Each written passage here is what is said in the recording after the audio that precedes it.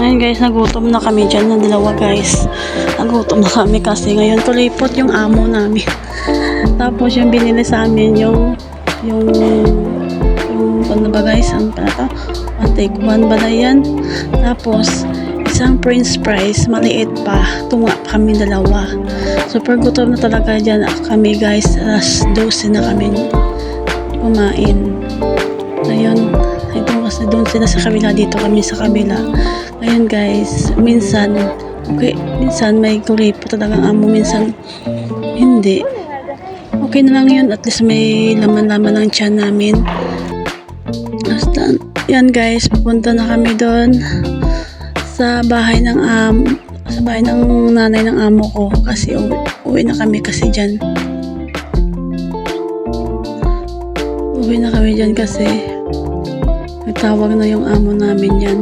Ayan guys, so yung tawag yan guys, parang bahar yan guys, dahil sila tumatambay kapag taglamig na guys. Ayan sila, kita mo mga ikon dyan, mga yung ilaw-ilaw dyan,